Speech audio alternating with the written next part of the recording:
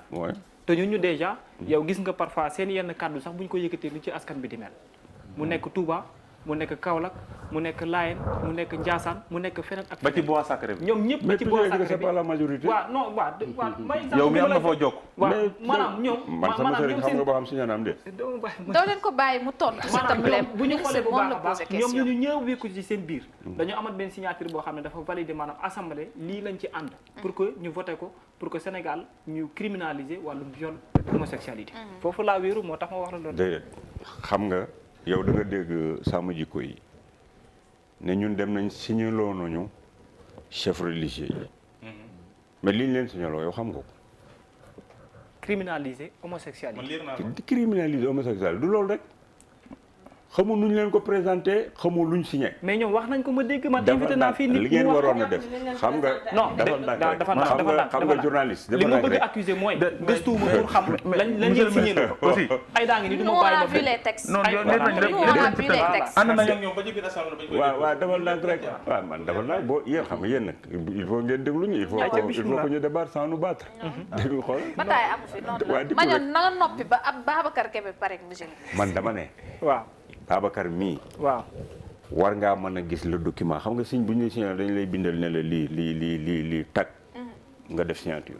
gis naa ko wax nañ ma dégg aussi. waaw gis nga papier bi ñuy signaloo Serigne. gis naa ko wax nañ aussi ma dégg. boobu bokkul ak bi dem assemblée de.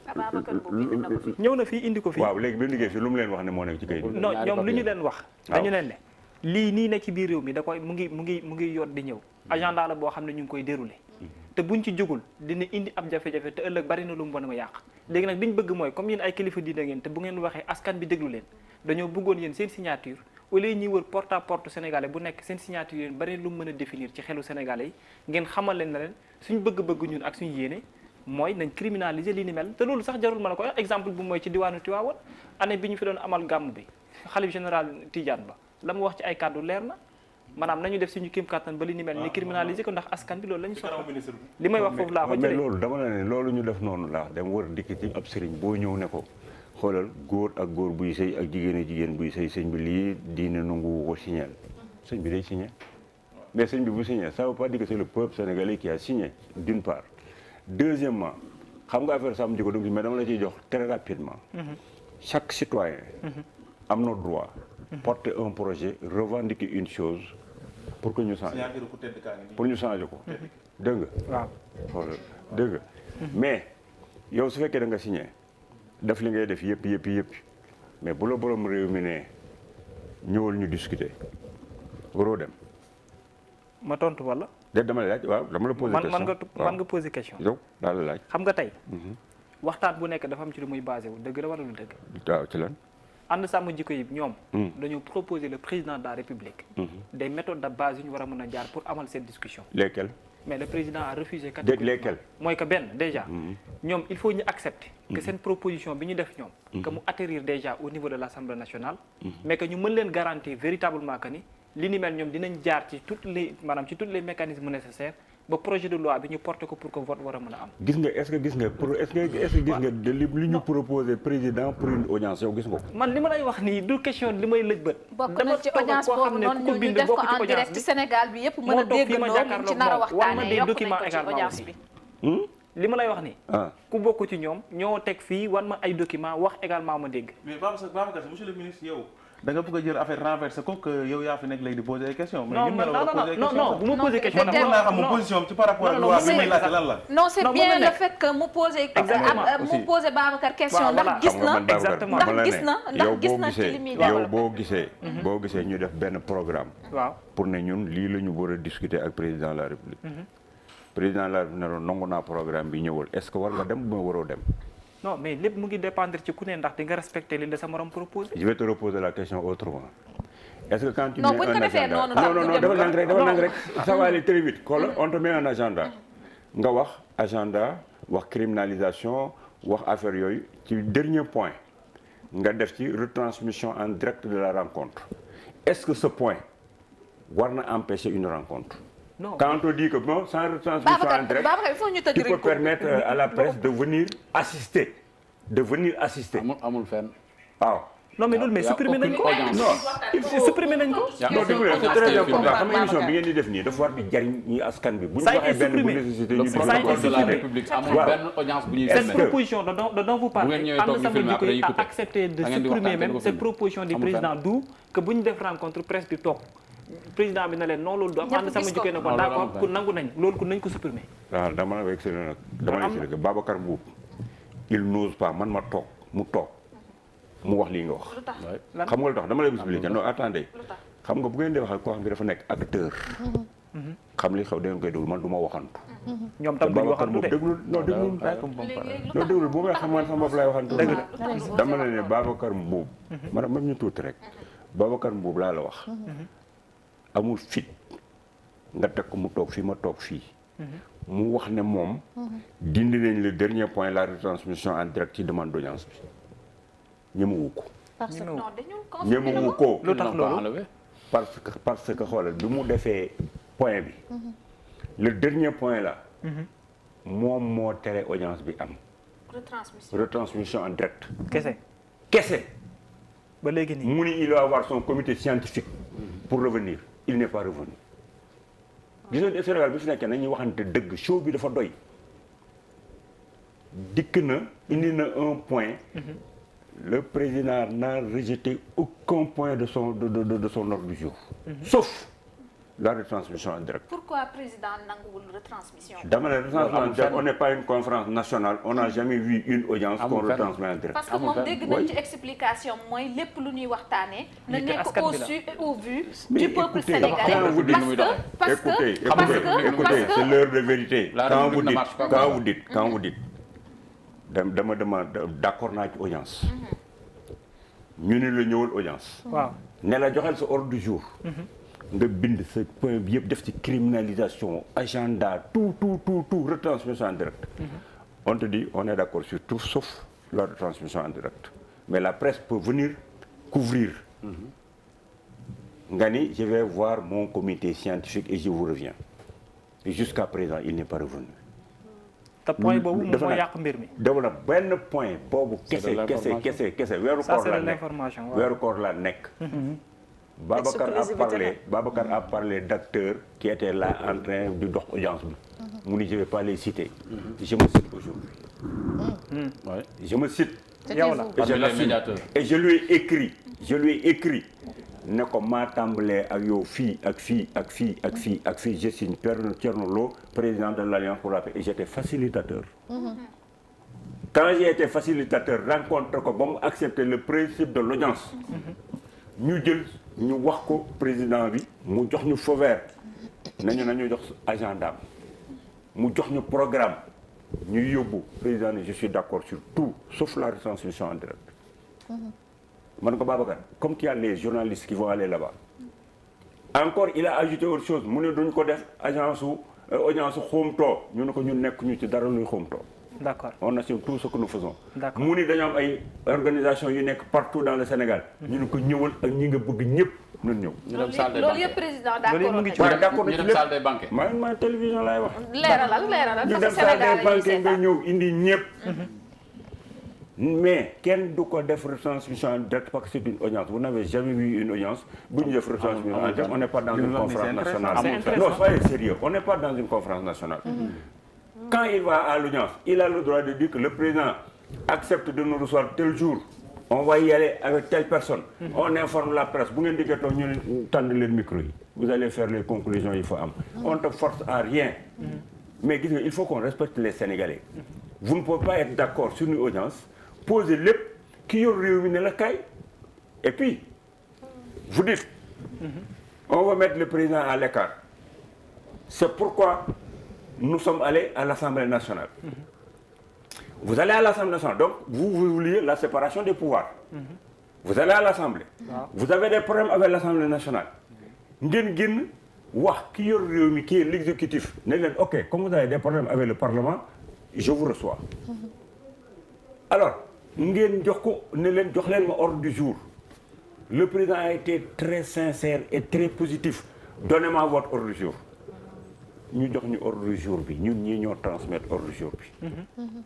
Président daal di ne je suis d'accord sur tout sauf la retransmission en direct il dit qu'il va avoir son comité scientifique ils ont un comité scientifique. mais est-ce que ba day waxtaan ak ñoom comité bi jubóo wuñu je vous dis non attends vous ne pouvez pas dire que je vais aller avoir le comité scientifique.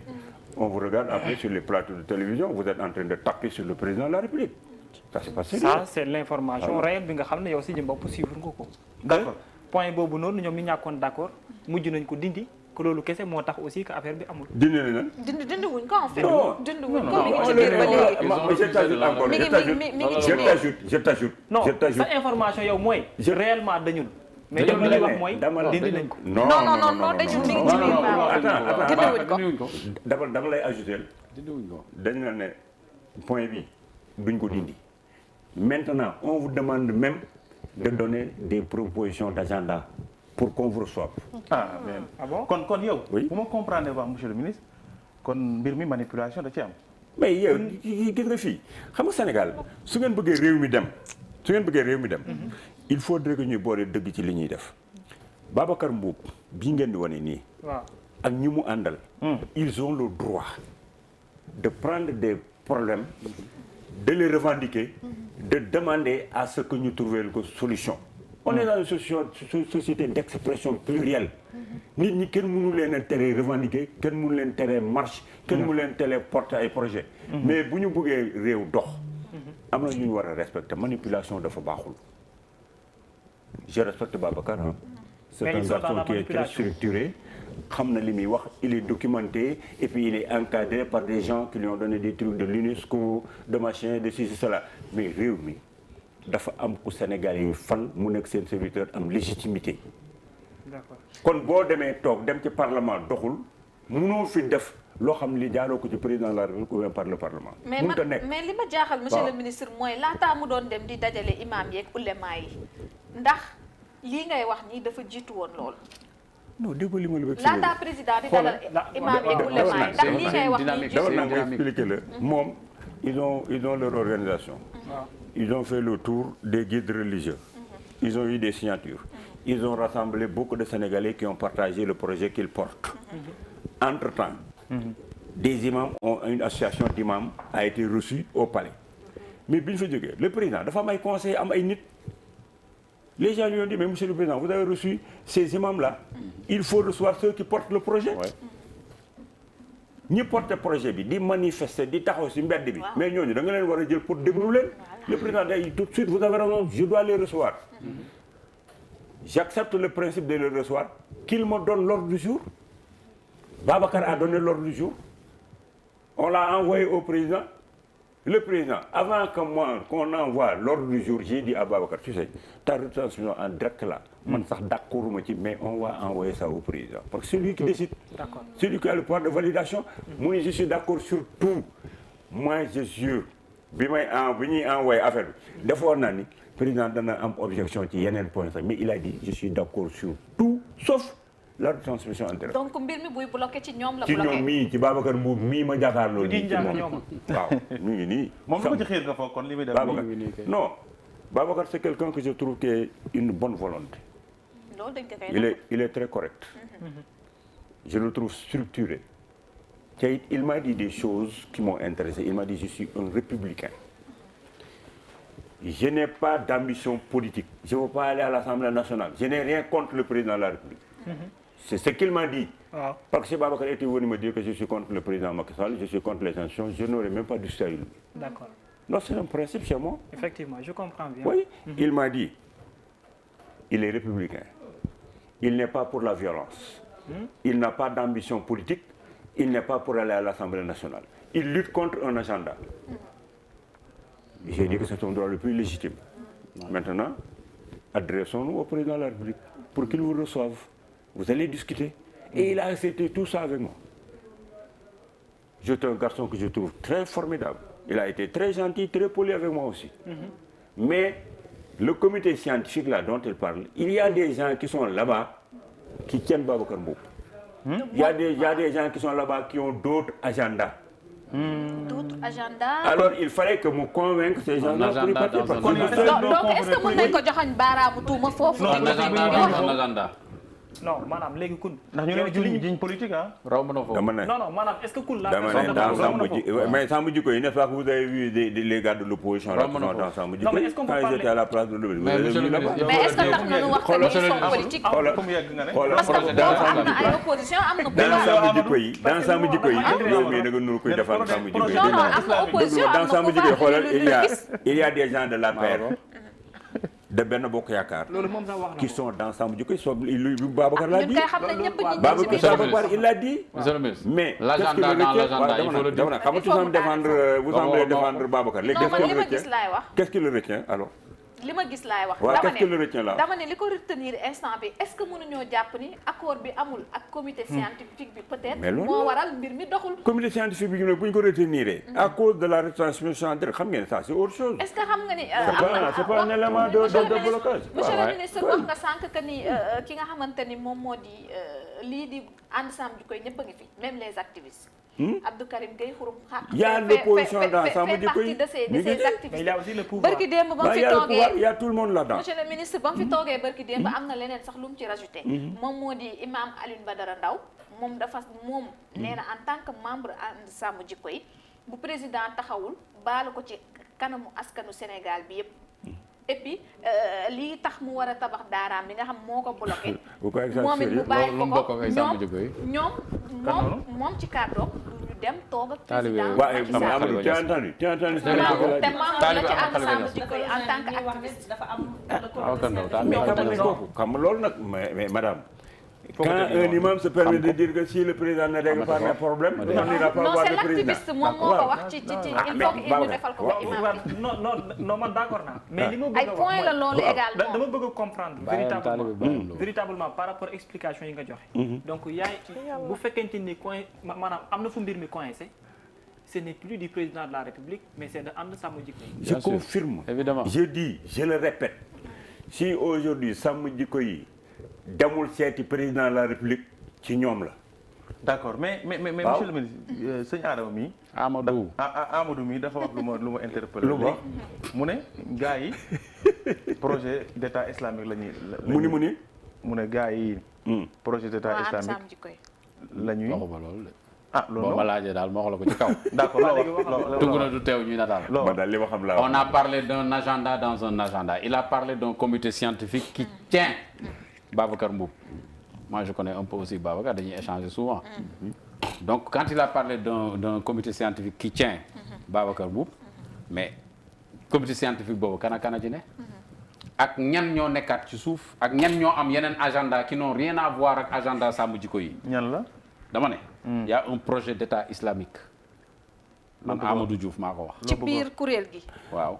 ànd Sàmm Jikko yi. ma ne information boobu au-delà mais man li ciy wax de Sàmm Jikko yi au-delà de Sàmm Jikko man yi loolu déggu ma ko woon. Imam Alioune Badara Ndao bi nga fi wax léegi nii aussi. non lu ko ci Badara Ndao yow yaa ko tudd man la taalibe Ahmed Khalifa Niass la. mais loolu yow Ahmed Khalifa Niass ko wax ma dégg. yow déggoon nga li kiy wax lii. loolu beneen détail parce que man c'était maa entre nous. invité nit ki. waaw maa ko invité sama plateau. waaw.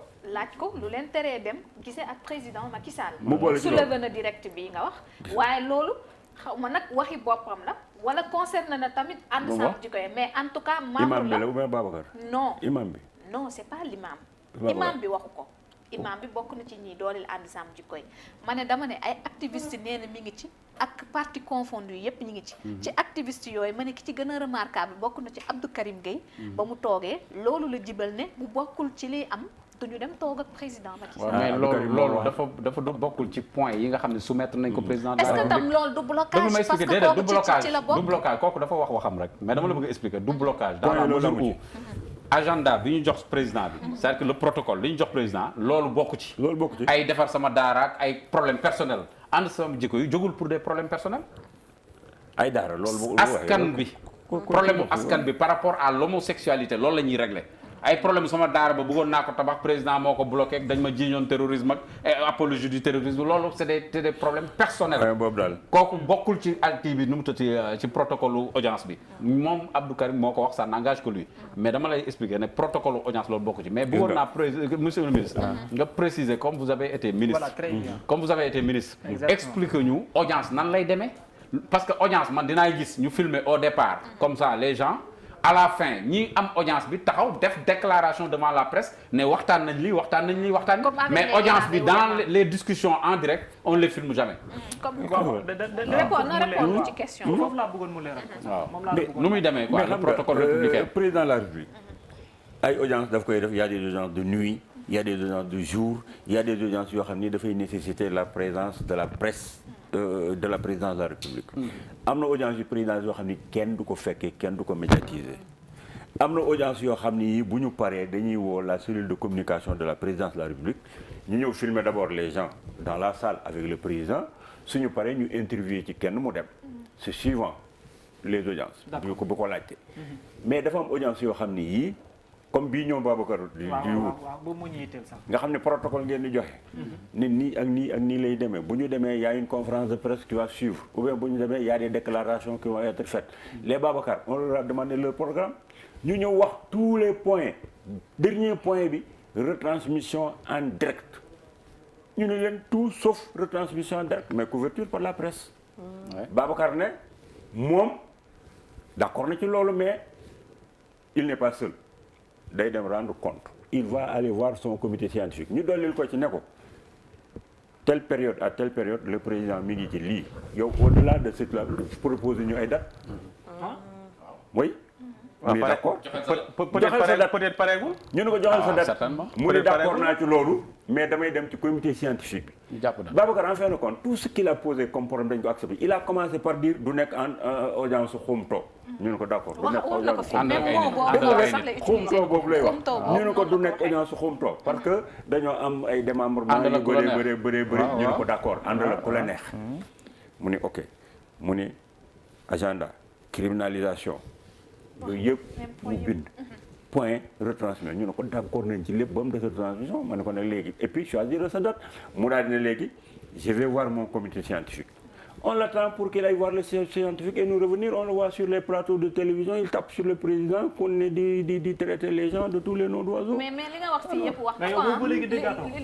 mais ministre monsieur le ministre li mu wax fii yëpp man su ma dégloo ànd Sam ji wax nañ ci mais nee na sauf de vous dire que président bi d'accord na recevoir ñu léegi mais d'accord on est allé nee nañ ko dañuy dem suñu comité scientifique pour xool le dernier point dawaa bëgg a waxu leen loolu ci yow laa ko déggee mais le fait que nangu woon retransmission bi Babacar je t'ajoute des trucs yoo xam ne moom waxu ko woon waaw mi ngi noonu fu nekk lay mën a di jógee ñu tëj après parce que on suit de li ngeen di def nii yëpp man suivre naa seen émission ak Babacar si j'ai décidé d'en parler aujourd'hui fii laa ko waxee seen plateau j'aurais pu tenir une conférence de presse ma def sama émission sama groupe génn ko foofu mais fii ñëw nañu fu mu j'ai dit que c'est l'occasion de rétablir la vérité Macky Sall tam mënul woon nangu retransmission en direct boobu pour ñu buñ bañ leen may également bu ñu génnee ne bañal nañ dama la bëgg expliquer nag le président de la République mooy autorité réew mi il lui appartient de recevoir les Sénégalais qui veulent le rencontrer